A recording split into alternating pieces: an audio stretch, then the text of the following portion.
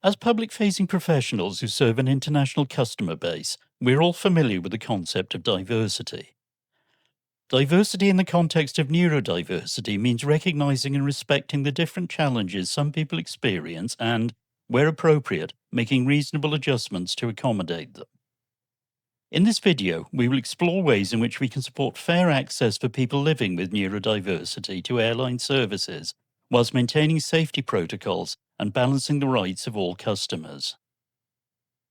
People who live with neurodiversity may interpret and respond to the world differently.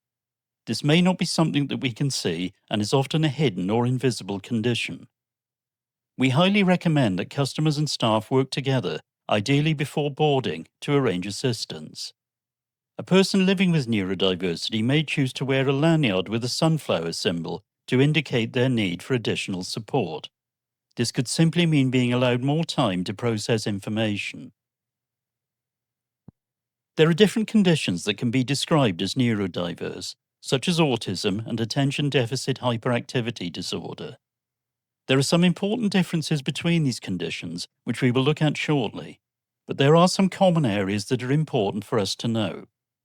Most importantly, we need to understand in order to have empathy with a person who may find the process of air travel to be challenging.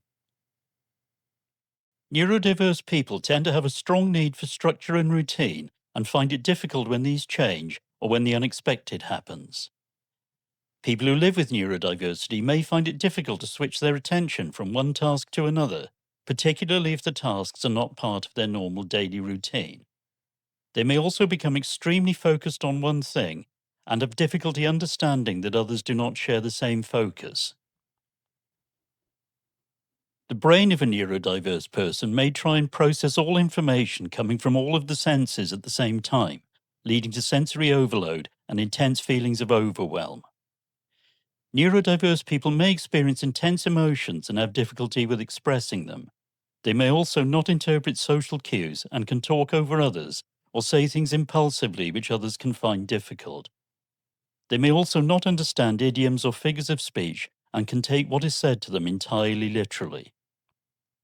A person who lives with autism may interpret and respond to the world in a number of different ways. They may not read nonverbal messages in the same way as we do, such as facial expression and tone of voice. The need for things to make sense and to know what is happening now and what is happening next is particularly important. A person living with autism may also find it difficult to hold several pieces of information in their mind at the same time, so undertaking activities in clear steps is important. They may have a strong need for predictability and routine and experience difficulty with unexpected changes. And perhaps the most common feature of autism is a person processing sensory information differently. They may, for example, experience sensory overload when there are multiple and overlapping pieces of sensory information, or at other times they may actively seek sensory input. A person who lives with attention deficit hyperactivity disorder, known as ADHD, is more likely to be distracted by different things happening in their environment, and may also struggle to stay focused on tasks that are less interesting for them.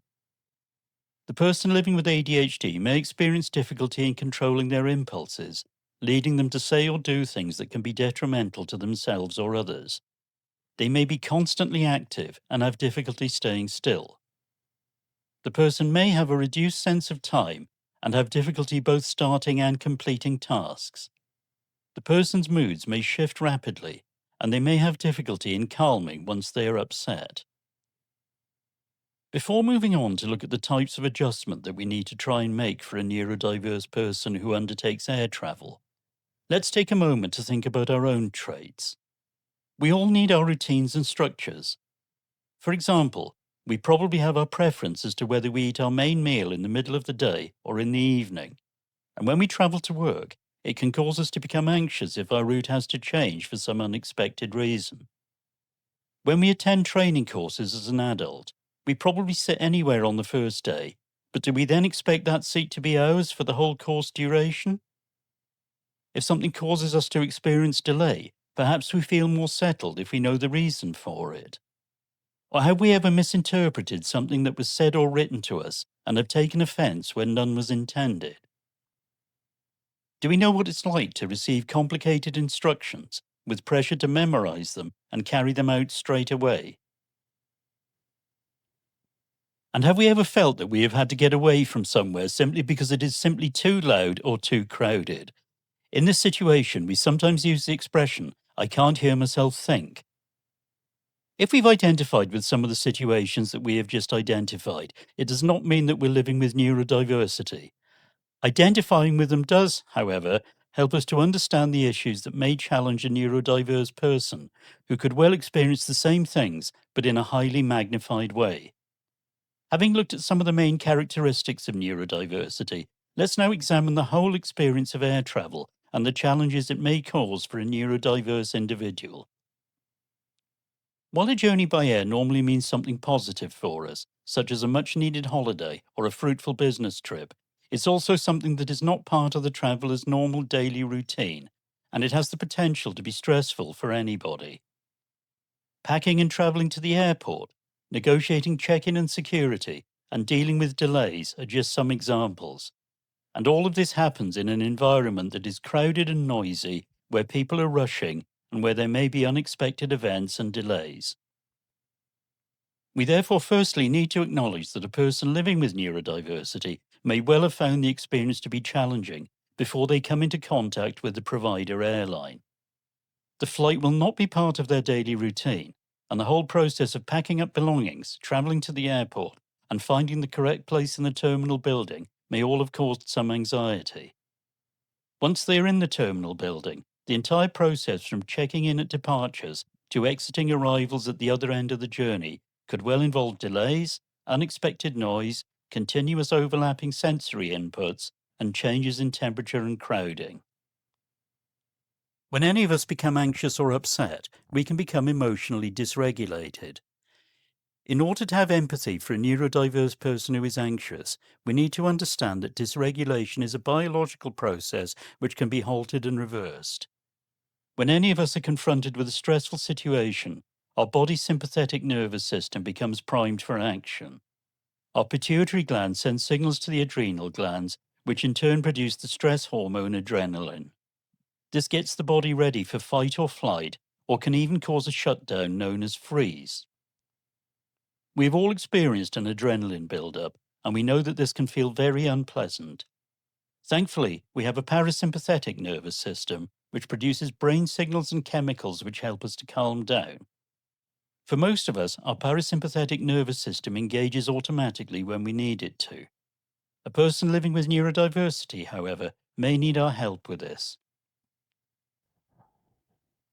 The more distressed a person becomes, the more difficult it can be to get them to engage with us.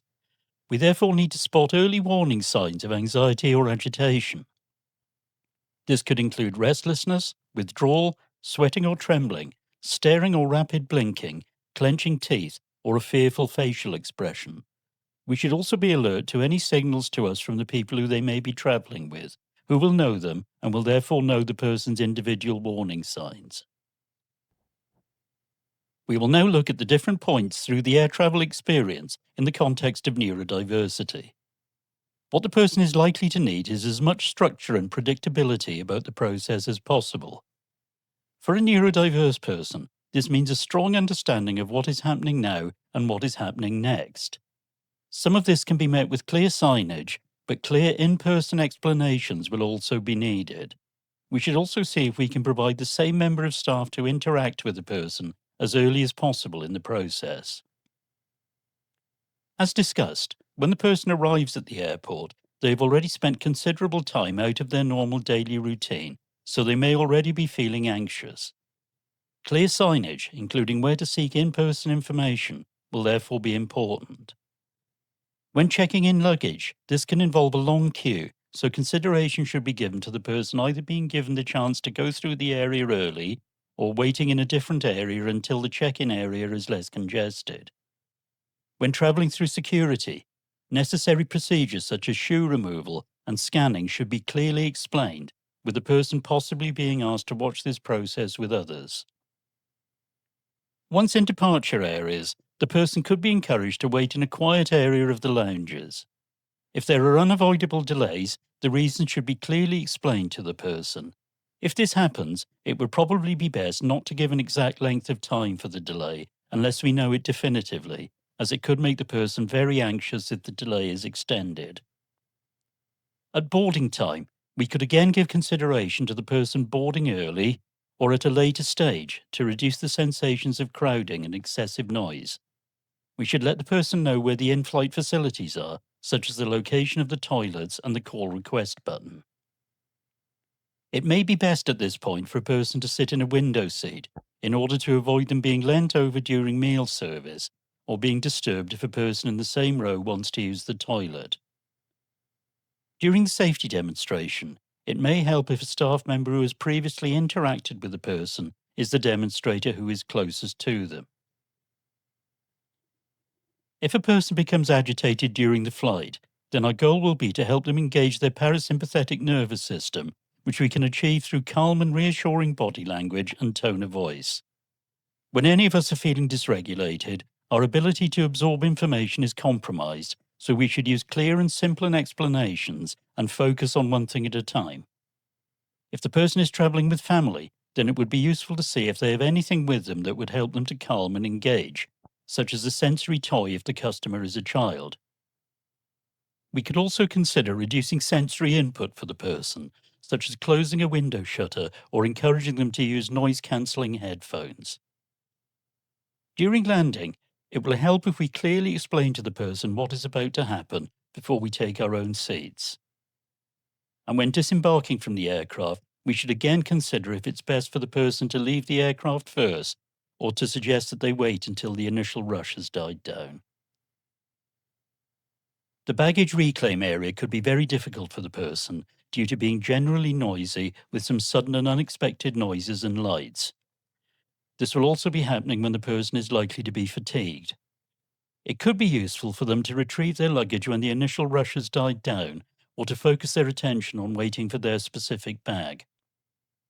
Passport control will once again raise the prospect of queuing among a crowd of impatient people, so we would again need to look at whether they can go through the area at an early stage or wait until the main queue has dispersed. We hope that you have found this short video useful and informative. Through understanding the challenges that a neurodiverse person may experience when travelling by air, we can make reasonable adjustments and considerably ease the stress for them.